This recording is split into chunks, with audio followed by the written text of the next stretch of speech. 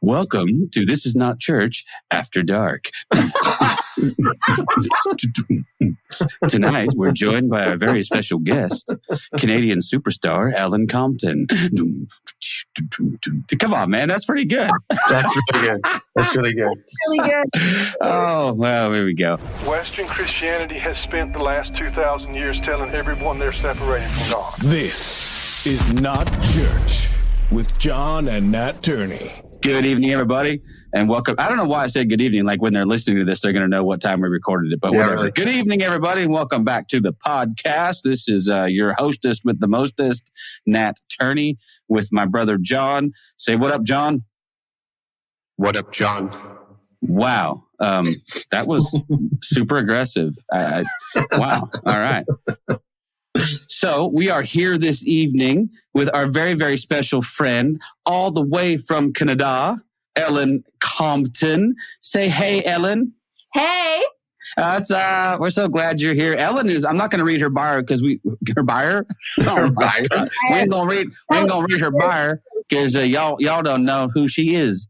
She's been on the show once before. And as we discussed offline before, if you don't know who she is, that's on you at this point. You're going to need to just get to know her because she's amazing. We love Ellen very, very much. She is the author of a really, really great book called Good Things Happen in the Dark. And one of my personal favorite subtitles, A Candid Manifesto for Courageous Authenticity, which, man, is just awesome. So, but we're here tonight to talk about whatever the hell that noise was. What was that? Oh, that horn? So, at work, it's always loud, so I have to have text tones that I can hear. Oh, okay. That was my daughter. My daughter texting me. She's asking me where something John is currently spoiling this podcast with his text tone. Sorry.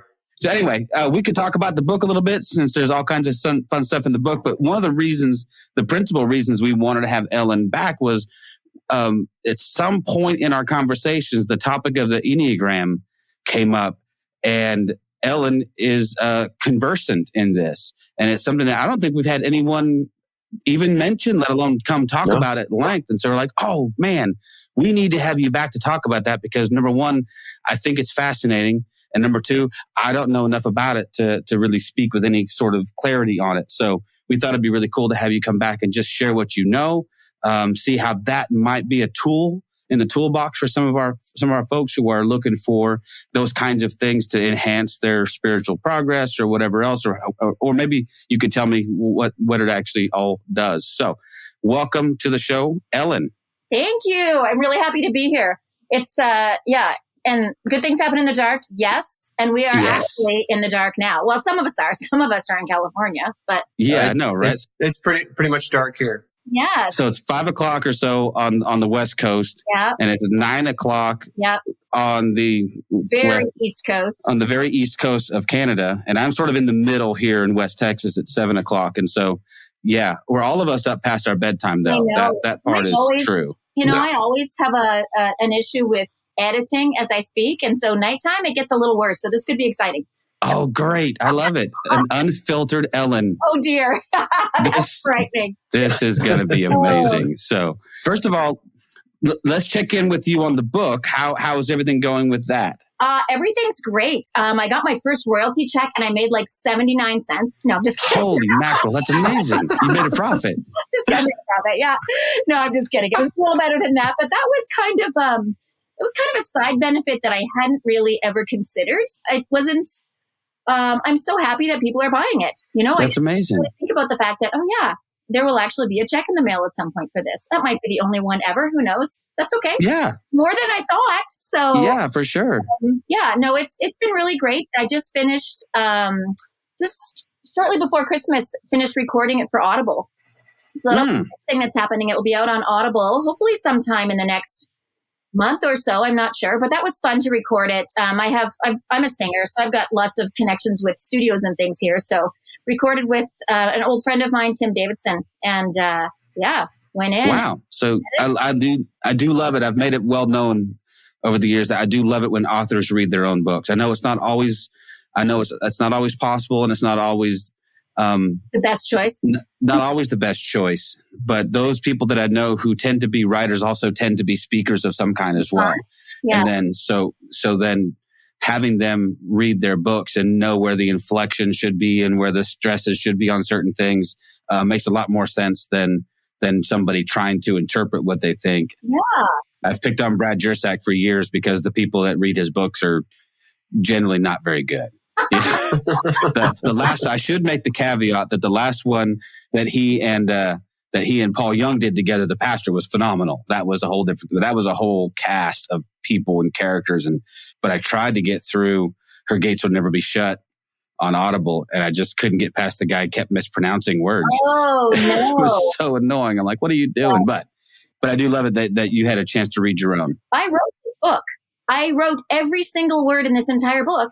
And yet, as I go to read it out loud, I realize, I don't really know how to say that word. Or I don't know how to pronounce that person's name. And so all of a sudden, I'm looking up, like I was saying, like, Hema Children, I was saying it wrong. I was calling her, or I can't even think of other examples. But so I had to go through and I Googled everybody's names in the entire book, just to make sure that I was pronouncing them correctly. I'm sure I missed something, but yeah, it's funny. It's different to write than it is to speak out loud, for sure.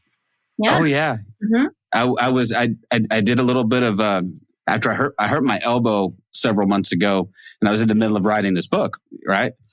And I can't type because my right elbow is broken and in a big cast. And so I started to go, well, I can dictate, I can voice to whatever. I'm like, and that's when you realize that you don't know how to say certain things, or that your computer does not recognize certain things at all. Yeah. I'm like, why did you choose to spell it like that? Yeah, that's a different book than you meant to write, because Siri gets... Yeah. She's messed up. I had to go back through all kinds of typos and all kinds of weird stuff. But I always thought it was kind of cool because Rob Bell reads his own books usually. And Rob Bell will throw in extra little audible content, like an aside. And like, oh, by the way, when I said this, what I really meant was, and he'll just throw these little I didn't know I was allowed in there. To do that. Yeah. So for your next book, which will be another blockbuster, I'm sure, when you do that, sort of adopt the Rob Bell, hey, allow me to expand on this for a moment. Or if there was he does have a tendency to put some graphics and things too, and he'll describe them. Okay, so what you see on this page is actually a picture of blah, blah, blah. Yeah. But in his real sort of Rob Belly kind of way, it makes his Audible books a lot of fun. I love that. I really like, that was another thing that I did a little live video about too, not just the pronunciation, but this is really hard for me, because I had friends say, how are you sticking to what you wrote? Because I am the queen of the bunny trail. And, and I said, I don't know. Like, it's really tough, because also I maybe don't like the word that I chose anymore, or I want to say more about it, or I want to qualify. And anyway, and you just can't. Well, now I know that you can. Thanks for that. I think you can do, honestly, I think you can do what you want. You're Ellen freaking Compton. You make your own rules. You pave your own roads. You go where no person has gone before. But I'm excited about the Audible. I can't wait to get that, because I will definitely.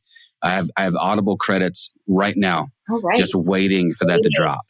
Yes, I'm super excited about that. Hear back from the publisher as to when that will be. He has the files, so just waiting on. Very cool. Yeah. Amazing. Yep. All right.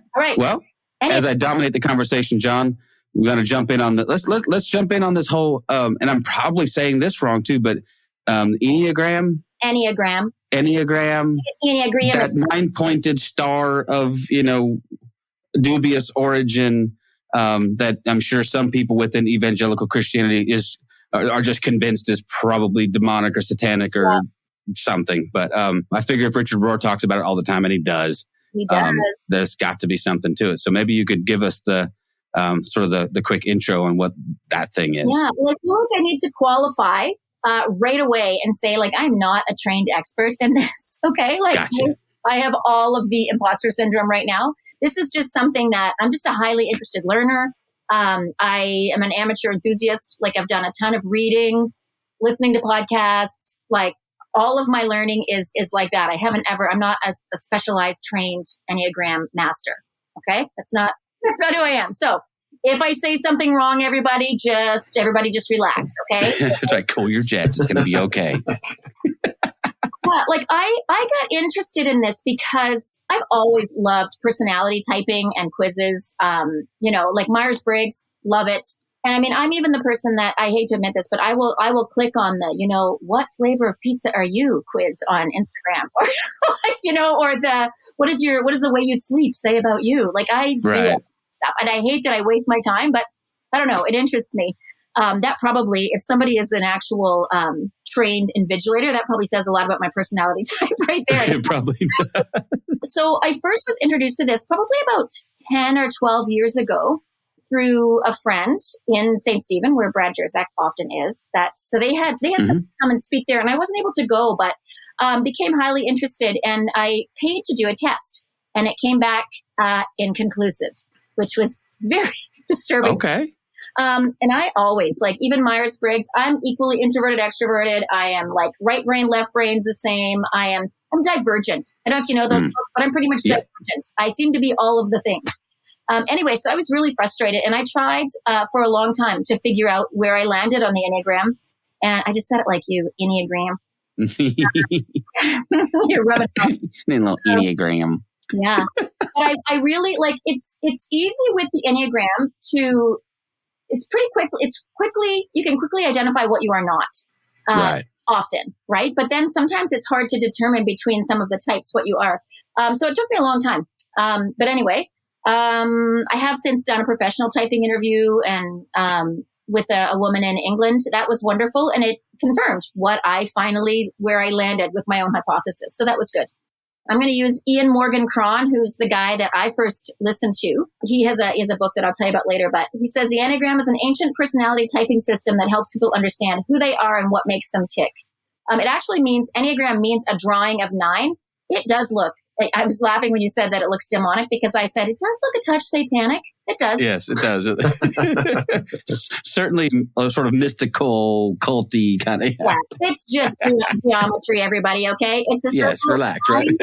Type 9 is at the top, and then it's almost like a clock, and the other 8 types kind of circle around it. And then they're all the lines that are in it, they're just showing which types often, anyway, I'll get into that after. But so it's not a perfect plan. Nothing is. It is not 100% accurate, because nothing is, but it is an amazing tool. I like that you called it a tool earlier too, because that's really what it is. And if you're somebody that is interested in, like for me, being who I really am, being my authentic self, being the best version of myself, those are things that are really, really, really important to me. And so the Enneagram is an excellent tool for that. It helps you to discover your essential self. Essentially what it is that we all do have an essential self, the person that we are born, our DNA, our whatever, who we're made to be.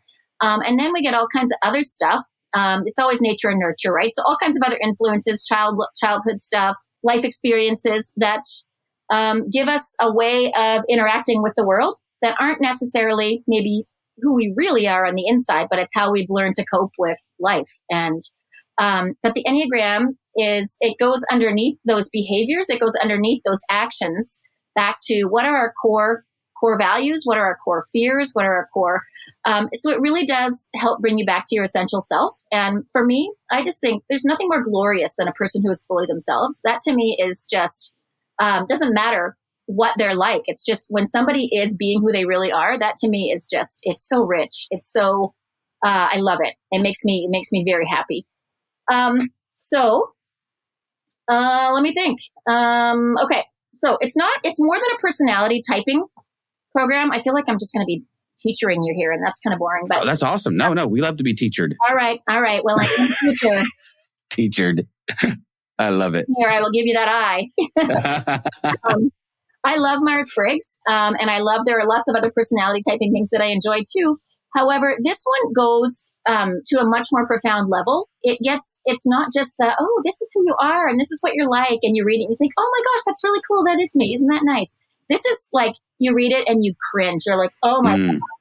Oh, somebody is reading my innermost, most embarrassing motivations, or the things that I would never say out loud. And it's quite freeing to realize, I'm not just a horrible person that really cares what other people think. This is a characteristic of this personality type. So yeah, it gives characteristics for each of the 9 types, but it also goes into deeper into what motivates us, our core fears, and then pathways for growth. So it's not just this is your personality type, and then you walk around and say, well, this is who God made me. Just, Right. love it or leave it. It's not that. It's like it kind of kicks you in the pants. It kind of, okay. It's more of a, like, it's a growth tool for sure. And it, let me see. Usually it starts with just observing. Once you know your type, then you just sort of start observing how you react in certain situations, and you're not trying to change anything. And then there is some self-reflection, and then eventually growth. But it's not a program. It's not right.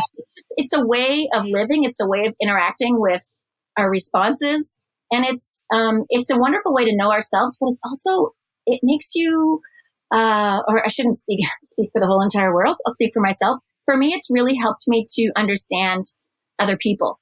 Because you know what? As it turns out, not everybody thinks the same way that we do. And I can't believe that. I just feel like everybody sees the world in the same way. And I know that's not true, but we do live like that, right? Even in our marriages, even in our friendships with our kids, we think, oh yeah, this is how I see this. This is how they see this. And we realize with the Enneagram that no, we all interpret the world in very, very different ways. And it's a way of, learning to coexist and to connect at a deeper level and in a better way. So I find it very, very useful in my relationships. I feel like it has made me grow interpersonally as well as interpersonally. All right, let me think. So here's some facts about it. I love when people say things like, so all of the numbers go beside each other. The 9 is at the top, and then 1, 2, 3, 4, 5, 6, 7, 8 around the circle. I am literally drawing with my finger right now a circle that nobody can see. Gotcha. But we can see it in our minds. Yeah. But you can only be one type, and your type doesn't change. There is obviously, the goal is that we become integrated. That means that we become very balanced, and we probably have like positive characteristics of a lot of the different types. But really, your core personality does not change. Who you are is who you are. Certainly, how we interact with the world changes. And your type this is what I love about the Enneagram too. Your type is determined by your motives and your underlying drives. It's not about your actions. It's not what you do. And so some people, especially like in church world, a lot of people might think they're a certain personality type that's like the helper and the server and the, I take care of people and this is what I do. This is my ministry. And they might think they're a certain type because of the actions that they do, because of the culture that they're in. When really, if they go underneath that and they look at their motivations and they look at their fears and all that kind of stuff, they realize, oh, I'm actually not that. I'm just doing that because my subculture demands it. And for every type as well, it offers what you look like at your best, what you look like when you're just kind of operating in a, that middle ground, and then when you're at your worst, sort of what it might look like for you. And that's not like, 2 years ago I was at my worst. That can happen in a day. Right. You can ride different waves and things that, you might be your best in one moment, and then in another situation, you're like, that was not the good me. And there is no best type. I think sometimes we think, oh, that type looks really fun, or that type is like, they're super enthusiastic and positive, and my type's more like pessimistic. But there isn't one type that's better than the others. They all have amazing traits and really crappy traits. It's so bad. I think for me, I finally knew I had landed. I finally knew I found my type when I was like, oh, that's uncomfortable. Like, I don't like that. I don't want to be that. But it's because it hits close to home. It kind of hits a nerve. There are something called wings, and a wing would be the type to either side of you. So for example, if I'm a 3, and so on one side of me there's a 2, and on the other side there's a 4, and typically you do have some traits of the numbers on either side of you. So you're not going to have a wing that's on the other side of the circle. You are one number, and then adjacent. They're adjacent. Yes, exactly. Yeah. Nice word. That's my word of the week. I've used it like 3 times now. It's really adjacent. Good. It's really good. Okay. So how do you know what type you are? How do you determine your type? So you can do online tests, but that is like the least recommended way to do it. And the reason is, certainly it'll give you information, but the reason is it assumes some level of self-awareness, which a lot of people don't have. Right. Or they will think about, how do I act, as opposed to, what do I really feel about this situation? So certainly it can help, but it's not the best way. For me, I found the best ways to try to locate myself within other people's stories. So I mentioned Ian Morgan-Cron. He and Suzanne Stabile have a book called The Road Back to You. And that was really helpful for me because they go through the types, but they talk about, they tell different people's stories. And as you're reading it, you sort of go, oh, yeah, that rings true for me, or that sounds a little bit familiar. So locating yourself within stories, listening to podcasts. And like I said before, some people have said that as you're reading these stories and you feel that cringy feeling, like, ooh, God, really? That's a really good sign that maybe this is one that could be a little bit true for you, because it feels invasive, it feels embarrassing, like somebody's reading your mail, like they're looking into your deepest, darkest, and so you want me to go through the types? Yeah, let's do it. Yeah, I love it. Okay. Teacher the hell out of us. I'm teaching you. Normally I do it in French, but I'm a French. Oh, oui. That's that. I just spoke all my French. Oh, so sad. Okay, so each type has some identifying characteristics: a basic fear, a basic desire, and a deadly sin. Okay, so obviously there are only 7 deadly sins as per Dante, but this is, you know what? You know how we talked about not knowing how to pronounce a person's name? I meant to look up the name here, and I didn't. So here we go. We'll take a shot. Were added at a later time by, I don't know if it's Ichazo or Itazo, Ichazo. I'm so sorry that I'm probably mispronouncing that, but Ichazo. Yes, Ikazo. Ichazo. Is it Japanese?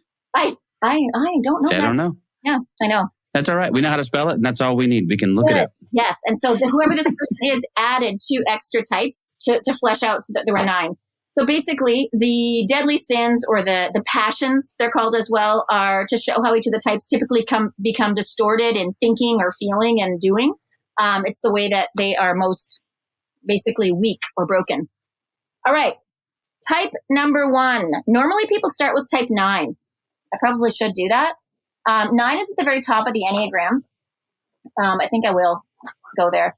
9 is at the very top, and they're in different triads as well, groups of 3. I'm not going to get into all of that because it's a lot. If you are interested in this, please look into it more, and please look into subtypes. For me, I didn't really fully know what I was until I started looking into subtypes. Each of the types then has 3 subtypes. I know. You're going to need a flow chart. There you go. Yeah. But I don't have my smart board here. But that really is what helped me to finally land when I read the subtypes, because I didn't fully identify with the type that I thought I was. I thought, I'm not like that, or, ooh, I don't like that. I'm not a salesperson personality at all. And as it turns out, I'm the counter type of that type. So I don't look like a typical 3. And that was really helpful for me. So if you're struggling to find your type, then I would highly recommend looking into subtypes. And Beatrice Chestnut has the best book for that, in my opinion. She has a book called The Complete Enneagram, 27 Paths to Greater Self-Knowledge. And that's Beatrice Chestnut. So that's the 3 subtypes for each of the types. Anyway, that was very helpful to me. And I enjoyed that book. It was very readable as well. Okay, so Enneagram 9. The Peacemaker. There are nicknames for each of these types. So they're sometimes called the Peacemaker or the Mediator. At best, I'm just going to give you a few of their characteristics. They are amiable, open-minded, optimistic, non-judgmental, peaceful, good listeners, self-effacing, receptive, easygoing, lovely, like really lovely people. At worst, however, they are conflict avoidant, indecisive, unassertive, passive-aggressive, stubborn, forgetful, lazy, complacent, afraid to take a stand. They will simplify and minimize everything because their basic fear is loss of connection. They don't want to lose connection with people. They don't want to rock the boat and cause separation between themselves and their people. But the problem is then they end up passive aggressive and angry because they're not voicing their own needs, and then they get mad about it.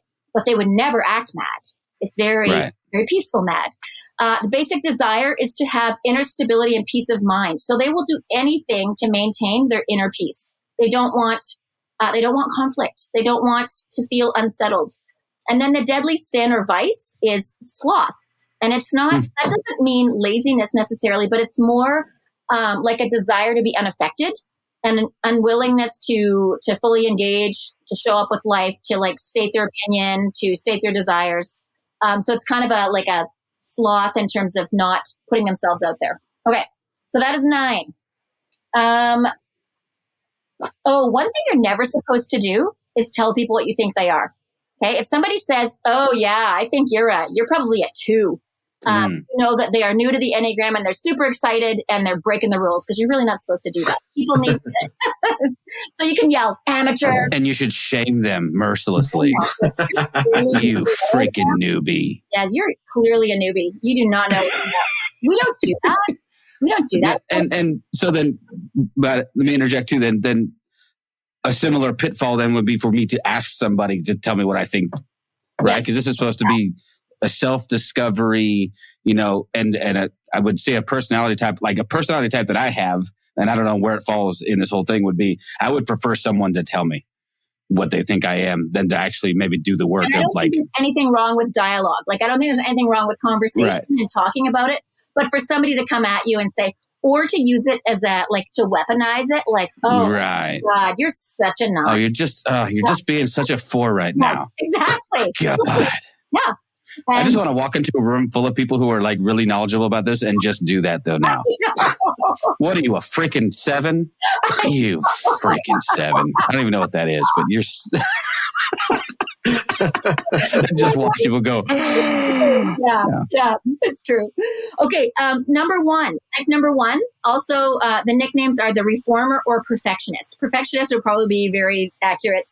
At best, honest, dedicated, like super rational, very principled, well-organized, fastidious, really high standards, purposeful, hardworking, conscientious, really strong sense of right and wrong, a genuine desire to improve things.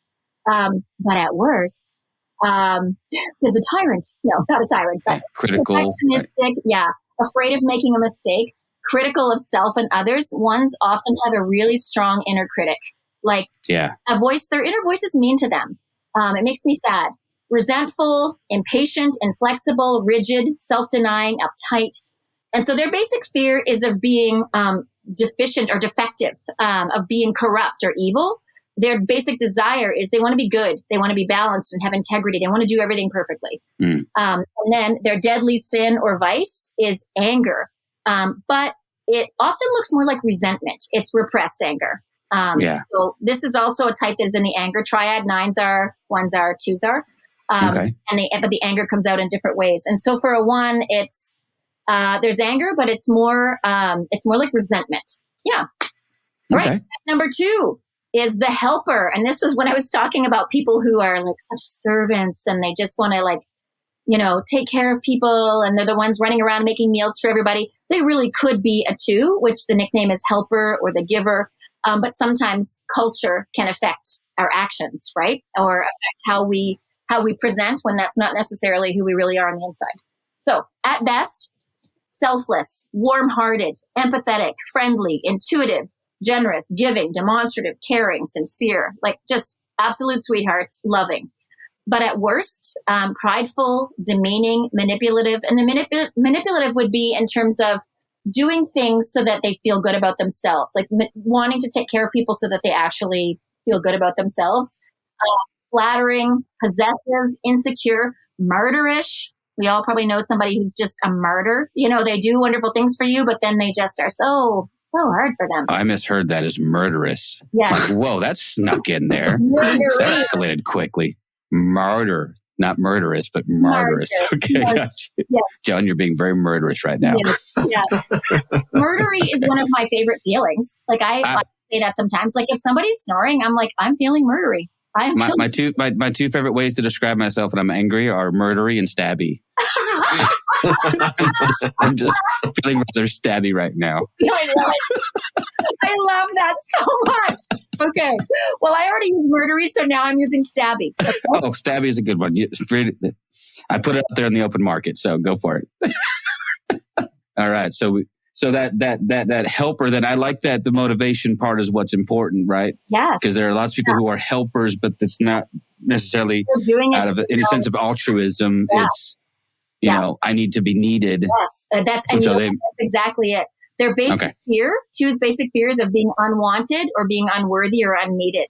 Their basic desire is to feel loved and needed. And their vice is pride. But it's not pride in a flamboyant way. It's more of like in their own virtue. They're prideful in their own virtue and in how I am the only one that can fill this need. I am the one that can do all the things. And type. I'm a type 3. So for all of you who are into the Enneagram a little bit deeper, I am a 3 with a 4 wing. And I didn't know if I was a 3 or a 4 for the longest time, but I knew I was either one. If I wasn't a 3, I was a 4 with a 3 wing, but it wasn't until I discovered subtypes. So I'm a self-preservation 3 with a 4 wing. There we go. Gotcha. Okay. So these are the achievers and the performers.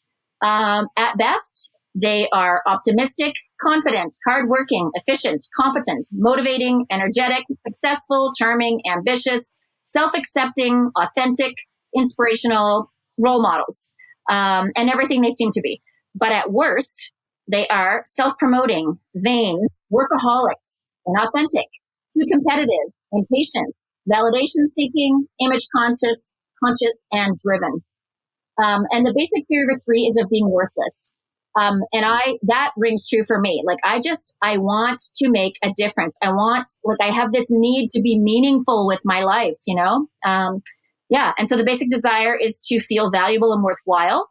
And the deadly sin of 3s is deceit. But not in terms of being a liar, pants on fire, but in terms of deceiving themselves into believing the image that they're presenting to others. So, you know, like, and then kind of losing touch with who they really are because they're a persona or they're a highlight reel. All right. 4s. I love 4s. Oh my gosh, I'm a 4. Are you? I have no idea. I just want to be loved. You want to be loved. Oh, that's something about you. Okay. So these are the individualist. The nicknames are individualist or the romantic. At best, they are sensitive, authentic, creative, expressive, introspective. These are the artists and the writers typically, and they're compassionate, supportive, dramatic, very self-aware, emotionally honest, and inspired. But at worst, moody, stubborn, temperamental, probably addicts, right? Like I shouldn't say that. Like I have nothing to back that up right now, but really, if you're looking at different types, probably, I don't know. Can we delete that part? No, that stays in. And in fact, we're going to double down on what you just said. So the headliner, Ellen Compton says Enneagram 4s are probably addicts. You're probably an addict. You should watch out for that because you're probably going to end up an alcoholic or an addict. Right. But I bet you there's some truth to that. That would be a potential pitfall that they would fall into. Yeah. So self-pity, reserved, self-conscious, overly emotional, depressed, withdrawn, self-absorbed. And their basic fear is that they have no identity or personal significance. And they feel like there's something missing in them. Their basic desire is to find themselves and their significance, to be meaningful, And then their deadly sin or their vice is envy. But it's not for what others have necessarily in terms of physical matter. It would be more like they perceive others to be thriving in their lives, or why is life so easy for them? Or why did they have a happy marriage? And I'm, been divorced 17 times and, that kind of envy. Okay. Yeah. So I am like highly a 4. And that's why I couldn't figure out that I was a 3 because 3s are typically out of touch with their emotions. And I'm not out of touch with my emotions at all. I can tell you at any given second exactly what I'm feeling. It's there. Okay. Enneagram 5. The nicknames for a 5 are the investigator and the observer. At best, they are observant, objective, insightful, visionary, cerebral, perceptive, independent, calm, alert, focused, innovative. And then at worst, withdrawing, arrogant, cynical, indifferent, distant, stingy, critical of others, preoccupied, detached, eccentric, isolated, and maybe a little bit secretive. Their basic fear is of being useless, helpless, or incapable. And so their desire then is to be capable. And their deadly sin is avarice, which is not a word that we see around anymore. It kind of translates loosely to greed, but it's not greed in terms of, again, physical matter. It's more about, they have a great fear. They want to maintain their inner resources. Like, they have the least amount of energy of any of the Enneagram types. And they're very careful about guarding their energy, about using it sparingly. There's an avarice for their inner resources. They're very self-protective in terms of their inner resources. Often they're going to be introverted. More introverts in this type then. And really intelligent. They are information gathering. These are people that gather information. Like, they're just highly, highly intelligent. Okay, Enneagram 6. Nicknames are the loyalist and the questioner. At best, they are loyal, witty, committed, prepared, responsible. They're troubleshooters. They're supportive. They're reliable, hardworking, engaging, trustworthy. Really good friends. At worst, they are, this would probably be the most anxious of all of the types. They're paranoid, self-doubting, anxious, rigid, pessimistic, unpredictable, hypervigilant, suspicious, defensive, evasive, and reactive. And these are people that want a leader. They want to know that they can trust their leader. But they also will be the first to you're not trustworthy. So the basic fear is of being without support and guidance. And then the basic desire is to have security and support. This is a personality type that wants a lot of feedback, that requires a lot of reassurance with decision making and all of that. Their deadly sin or vice is fear, but it's more like anxiety for things that may happen. This is a type that will, and again, all of these characteristics, we can all have any of these in any of the personality types, because I hear like, you think about the worst case scenario all the time. Well, I'm really good at that, and I'm not a 6. But there's this anxiety about what could happen. All right, we're almost there. 2 types left. Type number 7. Okay, these are called the enthusiast or the epicure, and these are the party animals. People who are positive, adventurous, imaginative, enthusiastic, quick thinking, spontaneous, confident, versatile, usually extroverted, playful, high spirited. But at worst, they are pretty unfocused, self-absorbed, restless, superficial, escapist, undisciplined, impatient, maybe a little bit scattered. And their greatest fear is of being deprived and pain. Usually 7s don't want to deal. They don't want to go there. Whereas a 4 can sit with their pain and they can sit with hard feelings. A 7's like, nope, let's go parasailing. Right. So avoidance and all that other good stuff, right? Their basic desire is to be satisfied and content and to have their needs met. They want to feel happy all the time. They want to curate an experience all the time that is just like fun, and happy, and don't love the harder parts. Not to say that sounds exhausting. Yeah. I know. I kind of need a nap after just talking about it. Some depressive times just for a rest. Yeah. Right. And their deadly sin, which I love, is, you could probably guess, is gluttony. But not in terms of eating 17 Big Macs. It's to fill up on experiences and novelty and stimulation and just like wanting to experience everything all the time.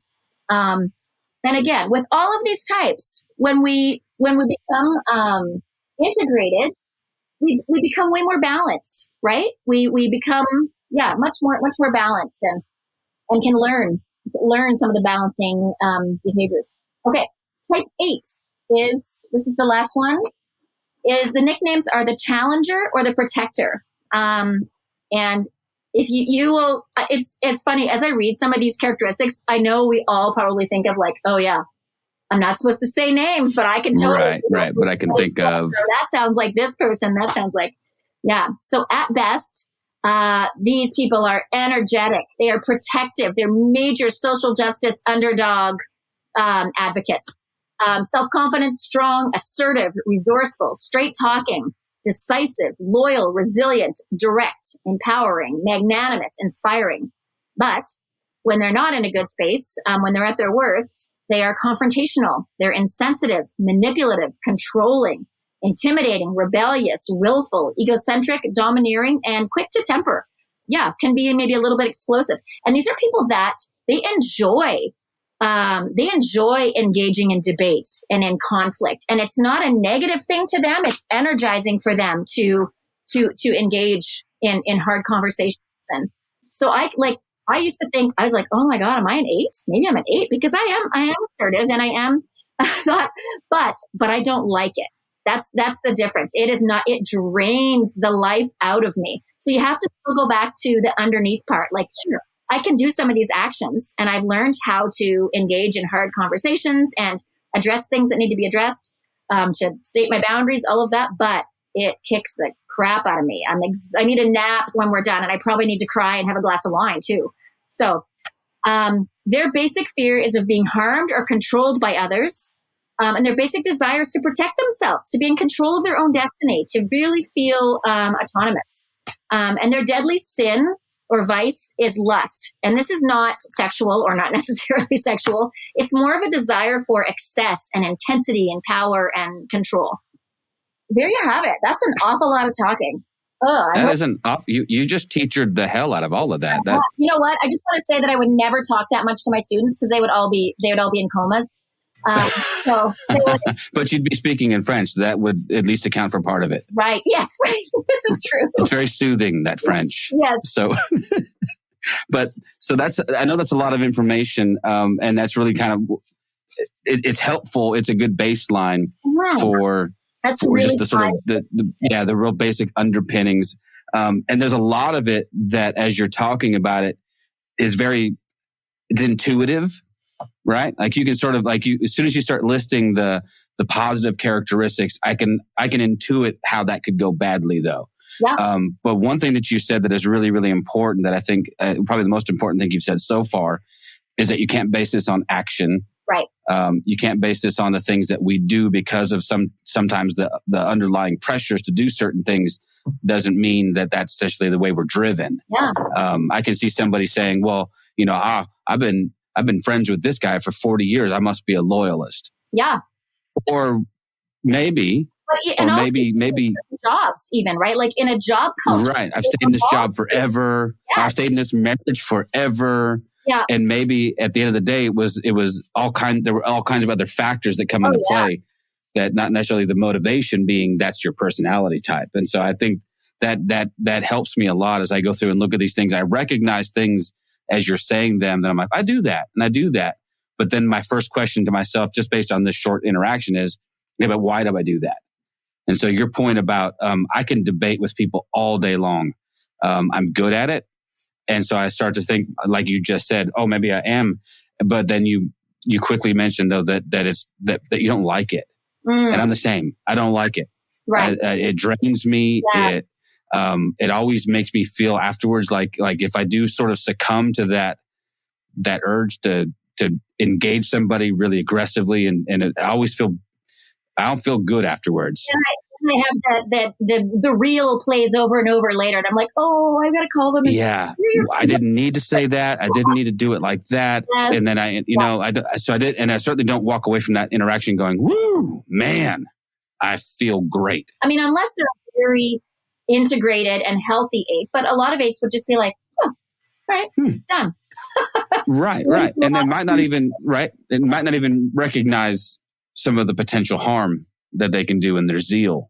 So that's fascinating. That makes me want to dig a little deeper. Well, I real quick, I was just going to say, and I think a lot of people who are going through deconstruction might want to park there in that camp that they're an 8 because, well, they spent so much time on Facebook debating, right? Oh. It'd be really easy when I was first like doing this whole deconstruction thing, I was debating all the time. Yeah. Debating my side of whatever version of whatever story, right? But like you're saying, and I'm in the same boat, at the end of it, I absolutely hated it. Yeah. I hated the debate I was in. I hated the anger that came out of it. I tried, 100 different ways to get out of it. Mm-hmm. And then like you said, I sat and I ran it over in my head over and over again, how I could have done it different, how I should have said it different. So yeah, I mean, I could see where I could say, okay, yeah, from the outside looking in, people are like, oh, he might be an 8 because he sure the hell likes to debate. Yes. But no, I never once liked it when I was in it, right? Yeah, no, but there are some studies too, or some things I've read that different countries in the world have higher amounts of certain numbers. So, which is interesting to me, just because, or people that would think they are certain numbers. Maybe I should say it like that, because culturally, that is what is asked of them. Like, right. Like say, in Japan, like you work your butt off, you succeed, you be the best, you need to win. And maybe that's not actually the personality type who they are on the inside, but that's what's expected. And so that's the activity that happens. And it's not necessarily who they are. It's I just started reading a book called Finding Your Own North Star by Martha Beck. And it's an older book. It's like 20 years old or something. My mom gave it to me. And I thought, oh yeah, that sounds interesting. I'm always interested in that sort of thing. But I can't I'm only on page 37. So if it gets really bad after that, everybody, like I was 37, okay? Sorry, right? Yeah. The first 37 pages were awesome. And it's talks about the essential self and the social self. And I think that works really well with the Enneagram to me, because it's like the essential self is who we really are. It's our passions, it's our desires, it's our deepest needs. And then the social self is it's the one that gets made by culture. It gets made by the country that you live in, the family that you're part of, the expectations of the subculture that you're in. And it's like the politically correct version of us, where it's like, it's the one that says, oh, that's not really appropriate, or that's, right. Like trying to meld these two. Like your essential self is the one that's going to be screaming, no, not that, and, anyway, I'm really enjoying that, but it works for me with the Enneagram in terms of knowing like that the underlying as opposed to the culturally imposed, socially imposed layer. It'd be an interesting exercise on some level to investigate deconstruction in terms of this. And what I mean is that how there are certain personality types that are prized within institutional religion. Yes. Right? Yes. And so I kind of wonder what that looks like as someone begins to deconstruct their faith, and they begin to wonder, how have I been pushed into a mold of a person that I'm not really, but because of the pressure that comes to bear, because of what's the expectations of religion, or this maybe a particular brand of religion, it would be interesting to see how those things could play out. 100%. And how, the freedom that can come, right? And I think ultimately there'll be a lot of freedom there, but there would be an awful lot of accompanying stress, I would think too. Yeah. As you start to embrace parts of yourself, it almost feels like sort of shadow work. It is absolutely about shadow work. Yeah. That is a word that is important to this, because it isn't just about knowing your personality. It's about engaging those parts of your personality that are kind of in the dark, or the parts that we hold at arm's length, or haven't been allowed to. Well, then, so let's bring this back then too. Let's bring this back to good things happen in the dark, because that's an integral part of what you've written about as well. Is this notion that there are, I don't know, again, it a lot of times we talk about shadow work in a real superficial sense. We start thinking about things that we conceive of as bad, right? Things that we would, but that aren't necessarily so, right? I mean, we're trying to figure out how to embrace all parts of our personality and bring them into some balance. Yeah. And often it's two sides of the same coin. Like you said before, right. When I was reading the list of at best, you were saying you can see even the at best, how that could go badly, because it's two sides of the same coin. And it's when we're in health, it presents as one way. And when we are not in health, it presents as a different way. Yeah. Right. And I do love that you mentioned that can happen throughout a day. Mm-hmm. Because that happened to me like yesterday.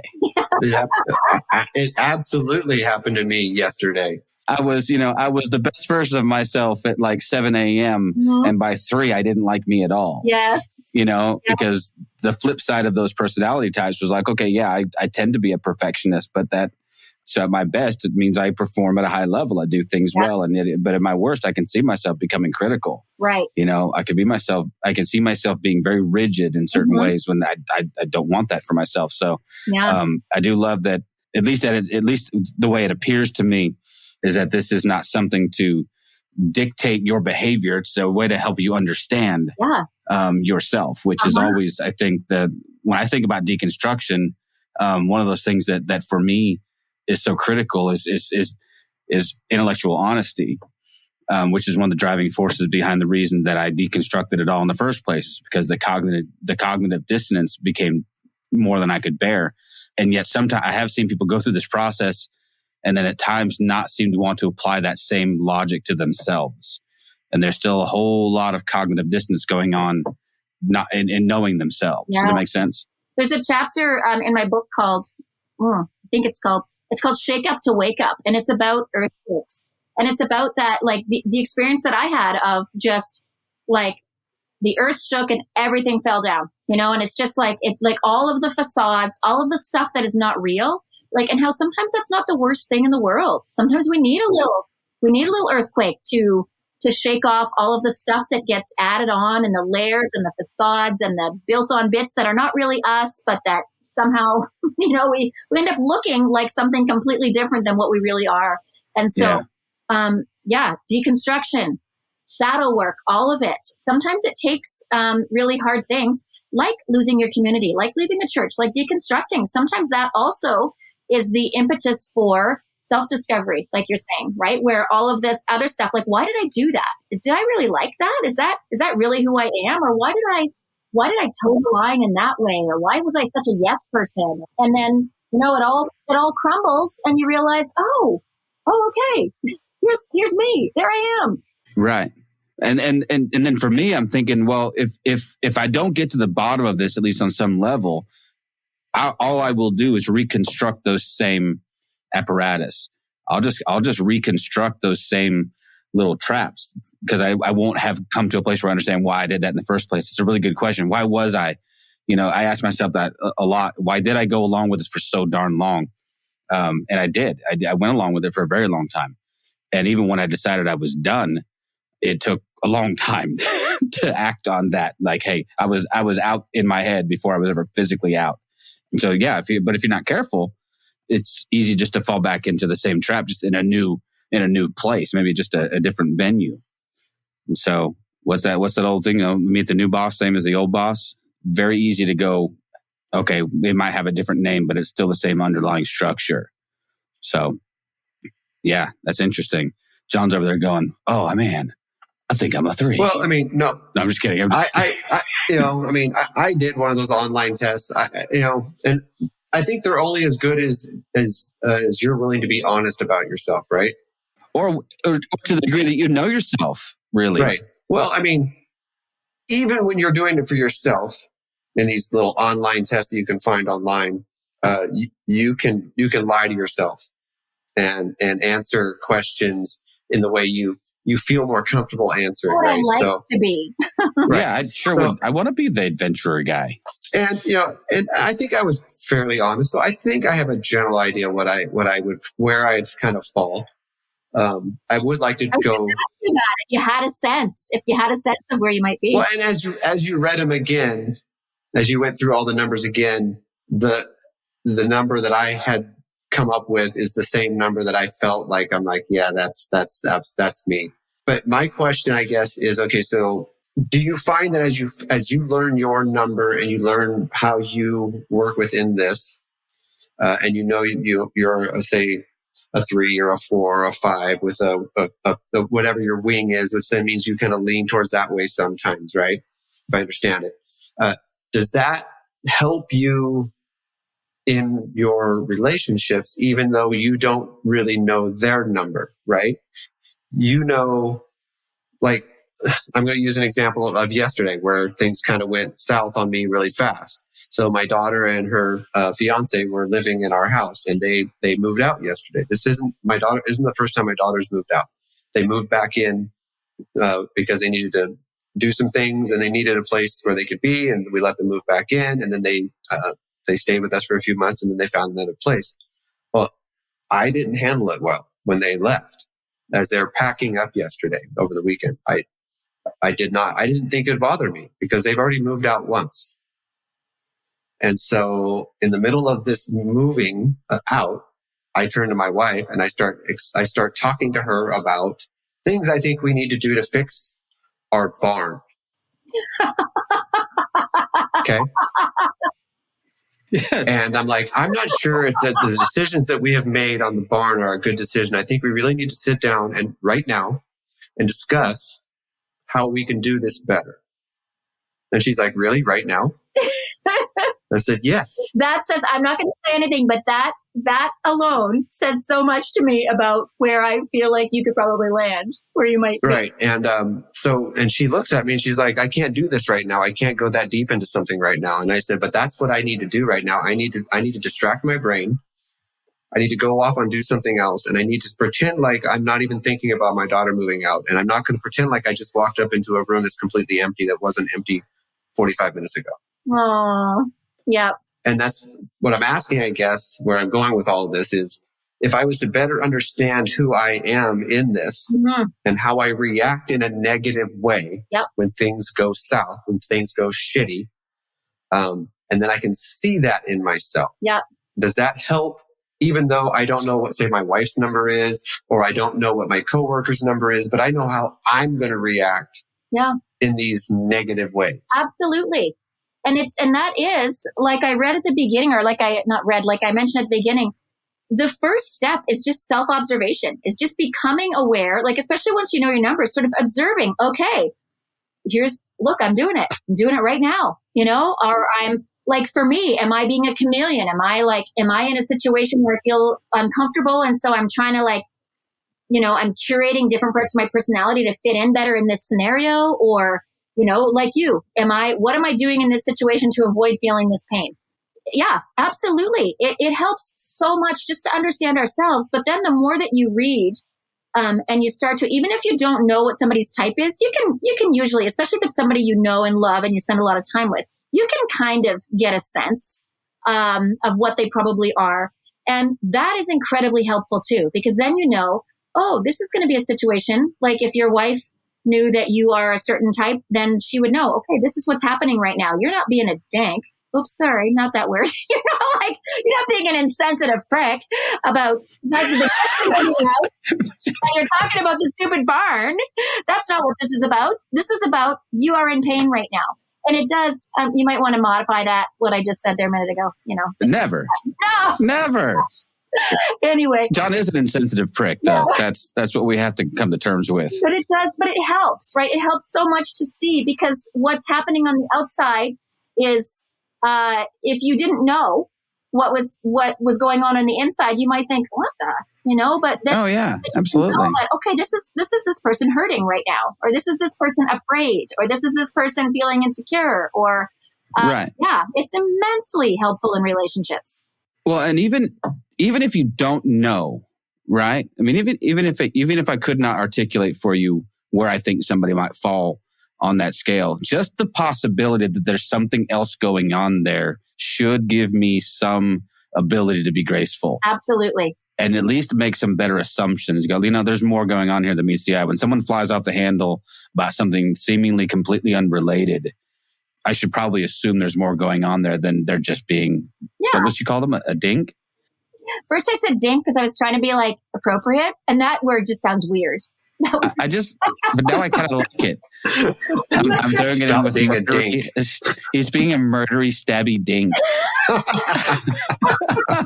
But I try. I mean, and there's probably something in my personality type that allows for this. I do tend to assume better things about people. You know what I mean? I do tend to assume that if someone's just flown off the handle at me, my first thought is typically, okay, what's going on? That's out of character. That doesn't seem proportional to what's happening here. Doesn't mean I won't react badly and tell them to go F themselves. Well, you know what? Sometimes people shouldn't be flying off the handle. Yeah, maybe. Right. Sometimes, a little self-control might be good there. Yes. But so all of this, you know what? And I'm going to make a weird connection to Renee Girard. just because he pops his head up into everything that I do usually. And the reason I'll make the parallel is this: mimetic theory. Rene Girard posits that most of what we call mimesis, right? Of our mirroring behavior and all that stuff, 99 whatever % of it is happening at the subconscious level. We are not aware that we're doing this. And so part of what Rene Girard's mimetic theory does for us is kind of drag those processes out into the light, show us what scapegoating looks like, show us what rivalry looks like, make us aware of the things that we're doing so that we can do them better. And so that really, that reminds me of this, because it seems like so much of what we're doing is just reactive. So much of what we do is just, it's just how we've dealt with, how we've coped, it's how we've, just lived. And then the Enneagram can help us to understand why we do those things, and maybe give us some tools to help us manage those negative behaviors or thought processes. Is that a fair assessment? Yeah, you got it. Yep. Well, then now I want to go read some books. By the way, the guy's name should be pronounced Ichazo. Ichazo.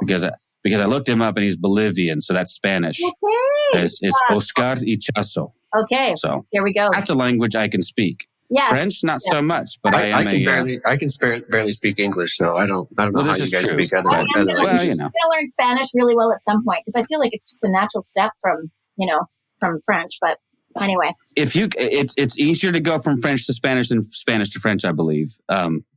Spanish is a beautiful language. Oh, it's so beautiful. It's a very simple language. It's as far as pronounce. That's why I can look at his name and go, oh, I know how to pronounce that, because Spanish is the easiest language in the world to pronounce, as long as you know how vowels sound. But yes, exactly. Anyway, so Oscar Ichazo, he's considered to be the father of the Enneagram, correct? Okay. I mean, that's So that's they're saying first, like it was first discovered 4,000 years ago, like Mesopotamia. Right. They talk about like the Babylonians and it's like connected to Sufism and all kinds of what's the Jewish message? The Kabbalah. Yeah. I mean, there's all kinds of, so no one knows for sure, but it has roots that go back like 4,500 really years. Far. Yeah. Yeah. I just want to pipe in a little bit and talk about, okay, what's someone's next step? Okay. So we've had this nice conversation about what all these numbers mean or may mean. And I'm sure as people are listening, I'm sure certain numbers have resonated more with them than others. And I guarantee you, like me, there's going to be a lot of people who are just going to go online and try to find an Enneagram test. Right? Yep. Which may or may not be the best direction to go. Yep. I don't feel like when I went online and found just some random online test that it really gave me much. I'm assuming there's probably a better step, better process for people to go through to get to. Yeah. I have some resources that I think can help. That can help with that, because for me, I agree 100%. Like, and I'm pretty self-aware, but I even like doing those tests. I find they come back like inconclusive, or I'm too the same in some of them, and it's not. It doesn't go to the right level. But so finding like listening to stories and listening to that for me has been the most useful thing first. And so I mentioned The Road Back to You by Ian Morgan Cron and Suzanne Stabile. They also have a podcast. And so if you don't feel like reading, they also have a podcast, which is, I believe it's still available. And that was really helpful for me because they interview different people with different types, and they talk about what are the characteristics of those types. And so makes it it's just interesting to learn about all the types, but then you do find yourself really identifying in certain ways, like, oh, okay, I think that's probably me. Then Ian Morgan Cron also has another podcast now called Typology, Typology. That's another resource if you're a podcast listener. I'm sure there are a ton of other ones too, but these are just ones that I have listened to myself. The Complete Enneagram, the one I mentioned by Beatrice Chestnut, that was a very good read. It's a little bit, it's readable. But it's definitely a bit of a textbook, but but I found it for me, that was where I finally landed when I started reading about the subtypes. And because there are a bazillion different ways that all these traits interact that you can, there's all kinds of different possibilities. So, and then there's another book called The Sacred Enneagram by Christopher Hewart, and I listened to that one on Audible. That was very good as well. I feel like because I listened to it on Audible, I sometimes do that while I'm like making supper or driving or like putting on makeup. You guys know that. Combing my beard. Just kidding. Sure. Absolutely. There's a lot of downtime when you're doing that. I feel like I didn't. I feel like I listened to it, but I feel like I didn't engage with it as well as I should have or could have.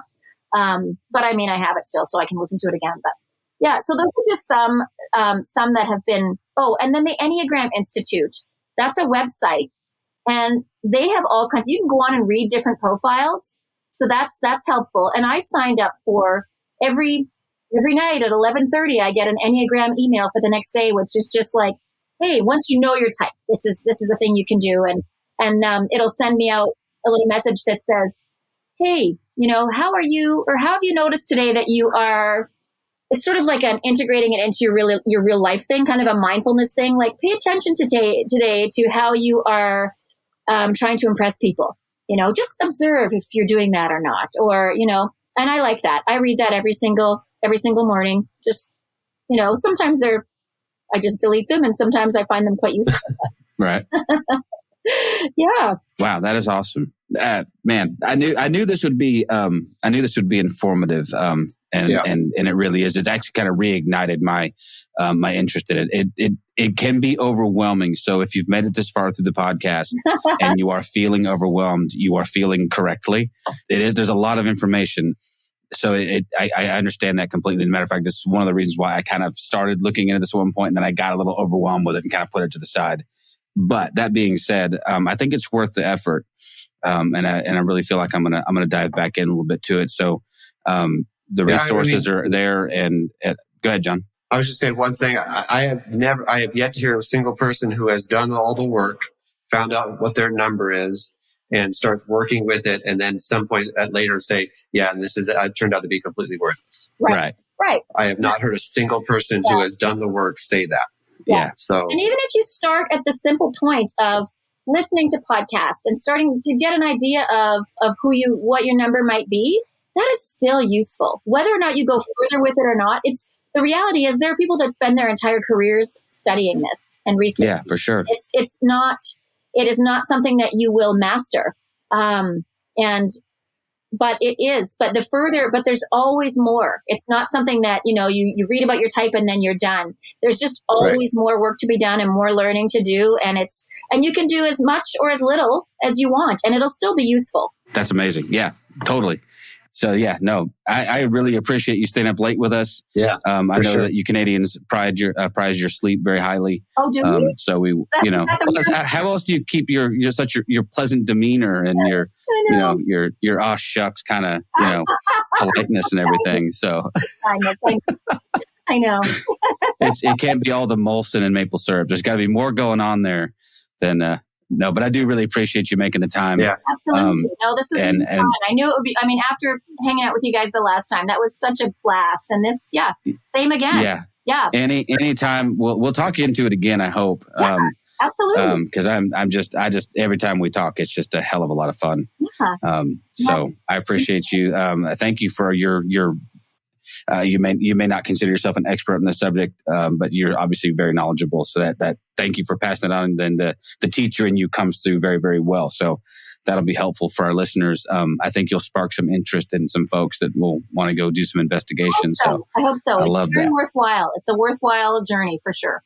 Yeah. And if you haven't done so, and again, if you've made it this far, I always assume that about 2/3 of the way people go, I've had enough of both John and Nat, so we're going to bounce, or they're skipping through the good parts.